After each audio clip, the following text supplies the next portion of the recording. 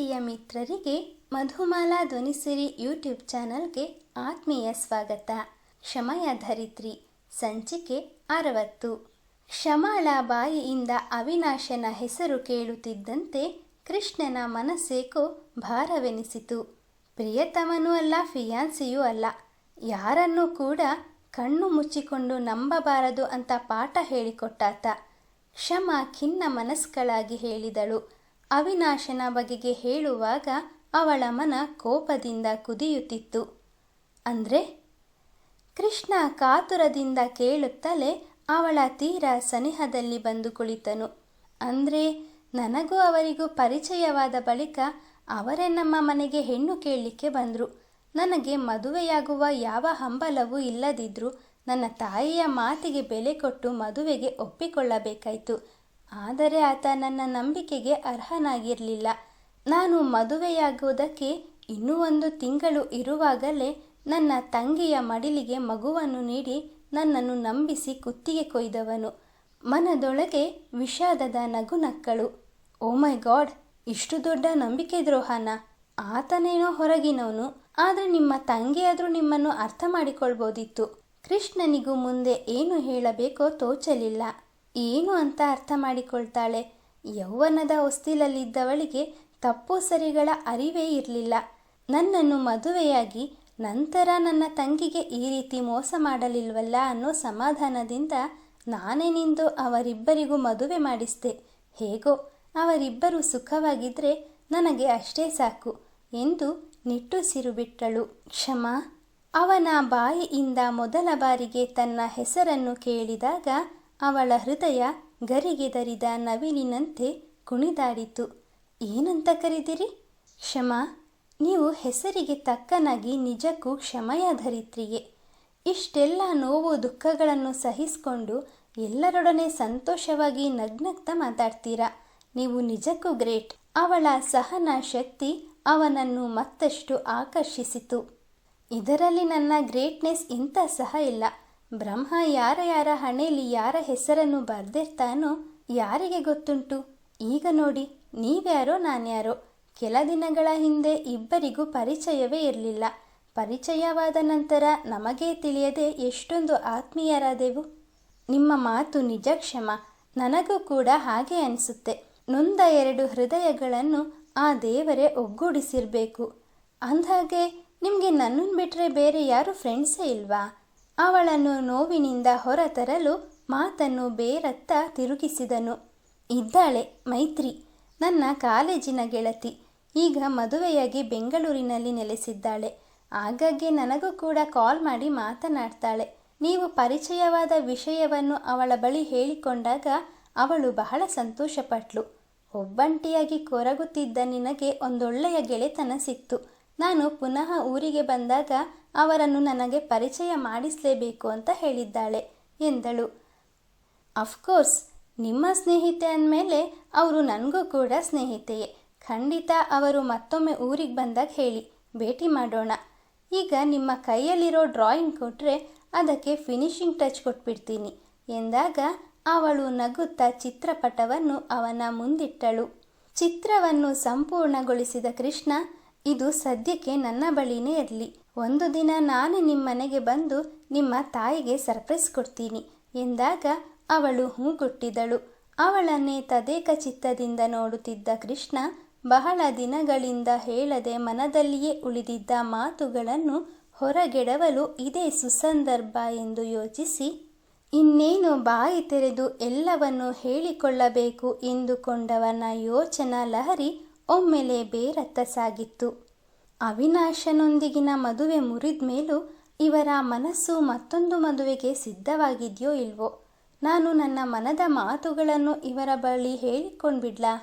ಇವರು ಅದಕ್ಕೆ ಹೇಗೆ ಸ್ಪಂದಿಸಬಹುದು?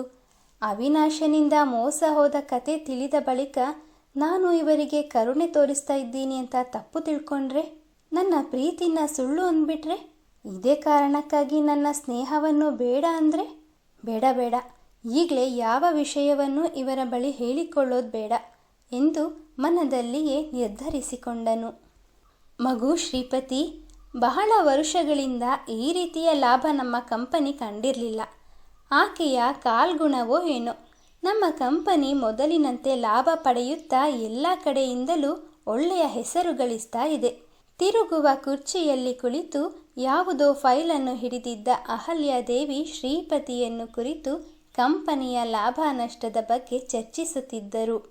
ಅವರು ಯಾರ ಬಗ್ಗೆ ಮಾತನಾಡುತ್ತಿದ್ದಾರೆಂದು ಮೊದಲೇ ತಿಳಿದಿದ್ದ ಶ್ರೀಪತಿ, ಹೌದು ಅಮ್ಮ, ನಿಮ್ಮ ಮಾತು ನಿಜ, ನಾನು ಕೂಡ ಅದನ್ನೇ ಹೇಳೋಣ ಅಂತಿದ್ದೆ. ಕ್ಷಮಾ ಅವರು ನಮ್ಮ ಕಂಪನಿಗೆ ಕಾಲಿಟ್ಟ ಘಳಿಗೆಯಿಂದ ಎಲ್ಲವೂ ಬದಲಾಗಿದೆ. ಜೋರು ಧ್ವನಿಯಲ್ಲಿ ಹೇಳುತ್ತಿದ್ದವನು ಧ್ವನಿ ತಗ್ಗಿಸಿ, ನನ್ನ ಮನಸ್ಸು ಕೂಡ ಎಂದು ತನ್ನಲ್ಲೇ ಹೇಳಿಕೊಂಡನು. ಅಹಲ್ಯಾದೇವಿಯವರಿಗೆ ಅವನು ಕೊನೆಯಲ್ಲಿ ಹೇಳಿದ ಸಾಲುಗಳು ಕೇಳಲಿಲ್ಲ. ಹೌದು ಶ್ರೀಪತಿ, ನಾನು ಬಹಳ ಮುಖ್ಯವಾದ ವಿಷಯವನ್ನು ಕ್ಷಮಾಳ ಬಳಿ ಮಾತನಾಡಬೇಕು. ಅವಳನ್ನು ನನ್ನ ಕ್ಯಾಬಿನ್ನಿಗೆ ಬರೋಕ್ಕೆ ಹೇಳು ಎಂದರು. ಆಫೀಸ್ ಬಾಯ್ಗೆ ಹೇಳಿ ಕ್ಷಮಾಳನ್ನು ಕರೆಸಬಹುದಾಗಿದ್ದರೂ ಖುದ್ದು ತಾನಾಗಿಯೇ ಹೋಗಿ ಅವಳನ್ನು ಕರೆದುಕೊಂಡು ಬಂದ ಶ್ರೀಪತಿ, ಕ್ಷಮಾ, ಒಳಗೆ ಹೋಗಿ, ಅಮ್ಮ ನಿಂಬಳಿ ಏನನ್ನು ಮಾತನಾಡಬೇಕಂತೆ ಎಂದನು. ಒಳಗೆ ಬಂದ ಕ್ಷಮಾ ಅಹಲ್ಯಾದೇವಿಯವರಿಗೆ ನಮಸ್ಕರಿಸಿ, ಮೇಡಮ್, ನಿಮ್ಮನ್ನು ಕಂಡು ಬಹಳ ದಿನಗಳಾಗಿತ್ತು. ನೀವು ಬಂದದ್ದು ಬಹಳ ಸಂತೋಷವಾಯಿತು. ಹೇಗಿದ್ದೀರಿ ಎಂದು ತೀವ್ರ ಅಪೇಕ್ಷೆಯಿಂದ ವಿಚಾರಿಸಿದಳು. ಚೆನ್ನಾಗಿದ್ದೀನಿ ಮಗು, ನನಗೂ ಅಷ್ಟೇ. ನಿನ್ನ ನೋಡಿ ನಿನ್ನಷ್ಟೇ ಸಂತೋಷವಾಯಿತು. ಕಳೆದ 1 ತಿಂಗಳಿನಿಂದ ಶ್ರೀಪತಿ ಕೂಡ ಇಲ್ಲಿ ಇರೋದಕ್ಕೆ ಆಗ್ತಿರ್ಲಿಲ್ಲ. ನಿನ್ನೊಬ್ಬಳಿಗೆ ಇಲ್ಲಿ ಕಷ್ಟ ಆಗಿರ್ಬೇಕಲ್ವಾ? ಕತ್ತೆತ್ತಿ ಅವಳನ್ನೇ ದಿಟ್ಟಿಸಿದರು. ಮೊದಲು ಕಷ್ಟವಾದದ್ದೇನೋ ನಿಜ, ಆದರೆ ಜೊತೆಯಲ್ಲಿ ಕೆಲಸ ಮಾಡುತ್ತಿರೋ ಸಹೋದ್ಯೋಗಿಗಳ ನೆರವು, ಸದಾನಂದ್ ಸರ್ ಅವರ ಸಹಾಯದಿಂದ ಎಲ್ಲವೂ ಸುಲಭವಾಯಿತು ಎಂದು ಎಂದಿನಂತೆ ಮೆಲುವಾಗಿಯೇ ಉತ್ತರಿಸಿದಳು. ನನಗೂ ಬೆಂಗಳೂರಲ್ಲಿ ನಮ್ಮ ಶ್ರೀಪತಿ ಇಲ್ಲದೆ ಕೆಲ ದಿನ ಒಬ್ಬಳೆ ಕಂಪನಿಯನ್ನು ನಡೆಸೋದು ಬಹಳ ಕಷ್ಟವಾಗಿಬಿಟ್ಟಿತ್ತು. ಅವನು ನನ್ನ ಜೊತೆಯಲ್ಲಿದ್ದರೆ 1000 ಆನೆಯ ಬಲ ಇದ್ದಂತೆ. ಹಾಗಾಗಿ ಅವನನ್ನು ತಿಂಗಳ ಹಿಂದೆ ಕರೆಸ್ಕೊಂಡೆ. ಈಗ ನಿನ್ನನ್ನು ಕೂಡ ಕರೆಸ್ಕೊಳ್ಬೇಕು ಅಂತಾನೇ ಬಂದಿರೋದು.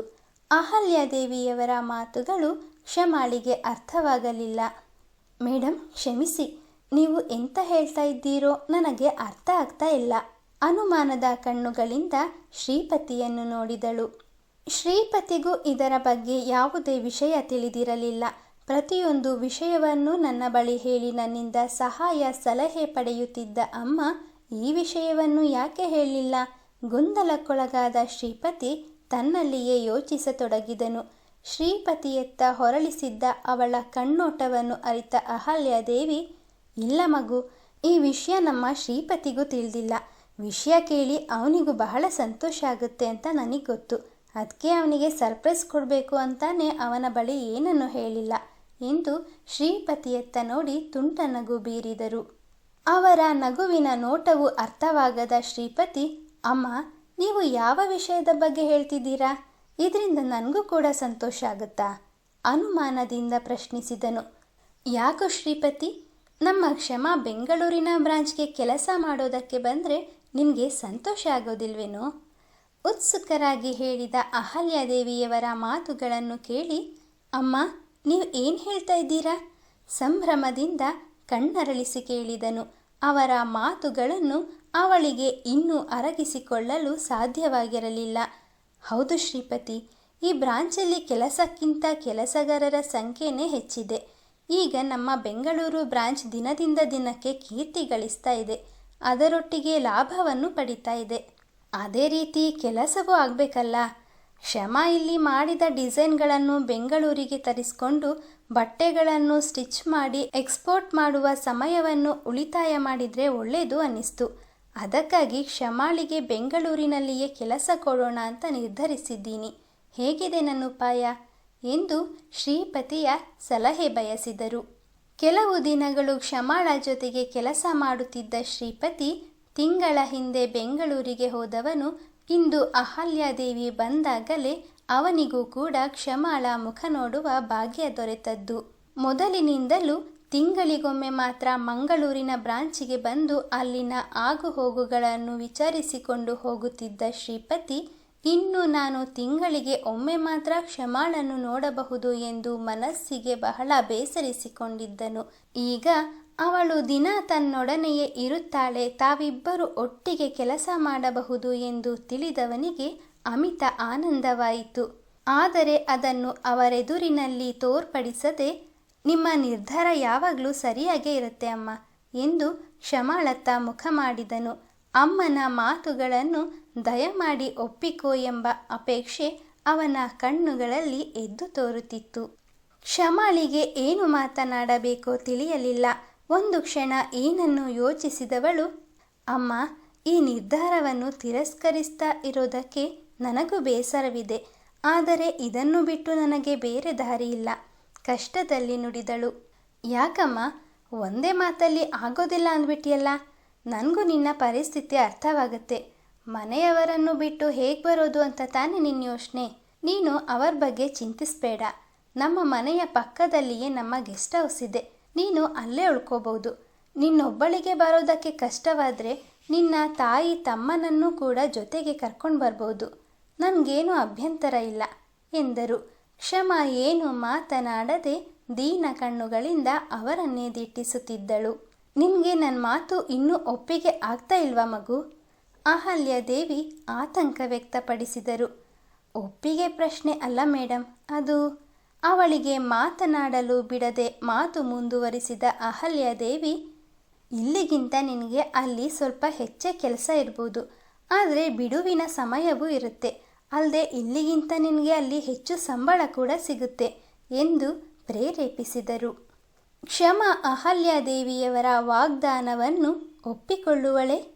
ಇದರಿಂದಾಗಿ ಕೃಷ್ಣ ತನ್ನ ಮನಸ್ಸಿನ ಮಾತುಗಳನ್ನು ಕ್ಷಮಾಳ ಬಳಿ ಹೇಳಿಕೊಳ್ಳಲು ಸಂದರ್ಭವೇ ಸಿಗದಂತಾಗುವುದೇ? ನಿರೀಕ್ಷಿಸಿ ಮುಂದಿನ ಸಂಚಿಕೆಯಲ್ಲಿ. ಮಿತ್ರರೇ, ಕಥೆಯ ಬಗ್ಗೆ ನಿಮ್ಮ ಅನಿಸಿಕೆ ಅಭಿಪ್ರಾಯಗಳನ್ನು ದಯವಿಟ್ಟು ಕಮೆಂಟ್ನ ಮೂಲಕ ಹಂಚಿಕೊಳ್ಳಿ. ಹಾಗೆ ಲೈಕ್, ಶೇರ್, ಸಬ್ಸ್ಕ್ರೈಬ್ ಮಾಡುವುದರ ಮೂಲಕ ನಮ್ಮನ್ನು ಪ್ರೋತ್ಸಾಹಿಸಿ. ಮುಂದಿನ ಸಂಚಿಕೆಯಲ್ಲಿ ಮತ್ತೆ ಸಿಗೋಣ. ಧನ್ಯವಾದಗಳು.